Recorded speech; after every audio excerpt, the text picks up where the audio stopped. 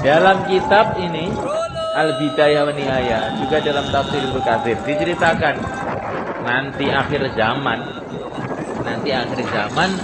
ada 70.000 orang Islam. Mereka mengadakan perjalanan masuk negeri orang kafir. Negeri itu begitu canggihnya, separuh dibangun di atas daratan, yang separuh dibangun di atas lautan. Pokoknya negeri yang maju sekali, negeri orang kafir.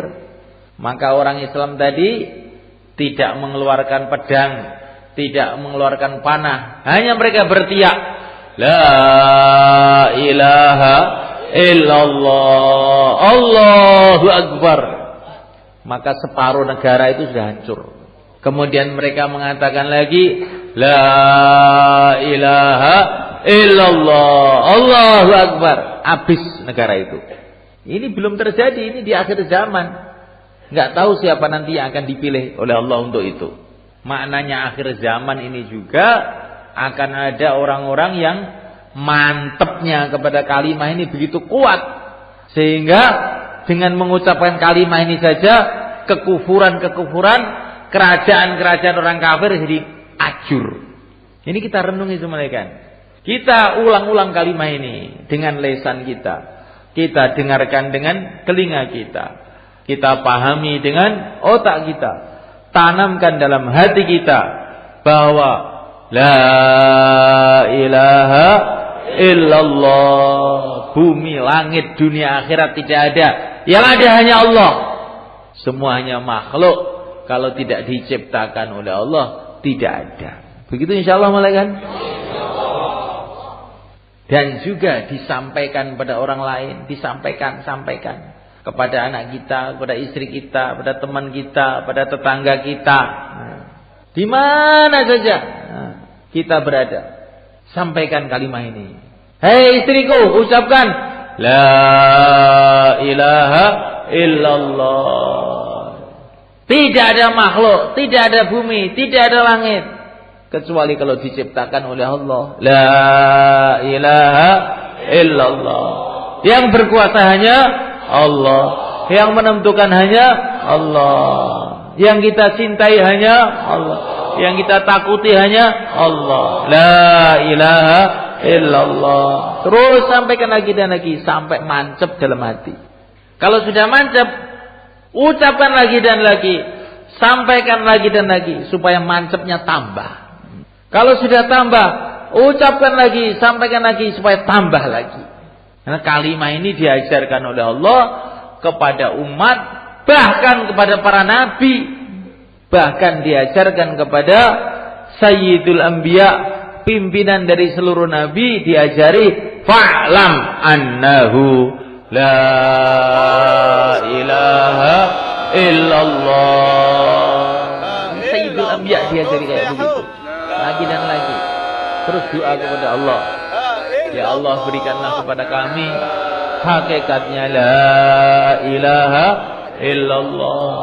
Ya Allah, dengan barokahnya la ilaha illallah, jadikanlah aku menjadi ahli la ilaha illallah. Hidupkan aku dengan la ilaha illallah. Matikan aku dengan la ilaha illallah.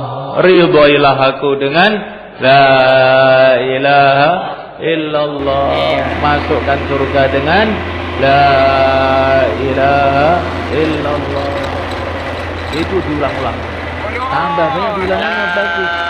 Akhir, kata Nabi, akhir, perbanyaklah min qauli la ilaha illallah.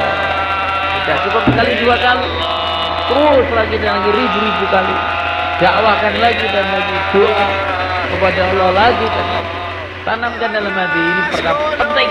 Kalau saya dapat ini, udah dapat segala-galanya. Begitu. Kalau saya dapat ini, dapat segala-galanya. Kalau saya dapat ini, hakikat iman ini, dapat dari Allah, dapat dari Allah, dapat segala-galanya. Dunia milik Allah, akhirat milik Allah. Memuliakan Allah Subhanahu wa taala. Maka untuk latihan ini diucapkan lagi dan lagi, disampaikan lagi dan lagi, doa lagi dan lagi, dan kita keluar jalan. Insyaallah mereka kepengertian menghadapi masalah apapun, la ilaha illallah. Tidak katanya seorang ulama, Syekh Ahmad Al-Faruqi rahimahullah, api neraka itu masalah terbesar di seluruh alam. Itu pun mati dengan la ilaha illallah. Apakah masalah dunia tidak selesai? Kata beliau. Neraka loh mati karo la ilaha illallah. Masa dunia gak mati? Masalah dunia. Jadi masalah terbesar di seluruh alam semesta itu apa? Neraka itu masalah terbesar. Neraka itu matinya dengan la ilaha illallah. Tapi syaratnya kalau mengucapkan la, makhluk hilang semua dari hati kita. Gak ada, bersih. Gak ada. Caranya itu. Kalau waktu la itu kok masih ada makhluk, ini la-nya itu belum cukup. Belum ada harganya itu nanti. Buang semua makhluk itu. Apa saja bentuknya. Keluarkan dari hati kita. Yang kita masukkan illallah, hanya Allah saja. Maka itu kalimat itu akan menghapus dosa-dosa kita, akan menyelesaikan masalah-masalah kita. Syekh Abdul Hasan Asyadili rahimahullah, kalau ada santrinya datang, saya ini ada masalah ini, maka beliau mengatakan, ucapkan la ilaha illallah. Paling sedikit 10.000 nanti kan selesai. Neraka aja selesai, apalagi masalah kamu cuma utang. Berapa tuh utangmu? Selesai. Nah.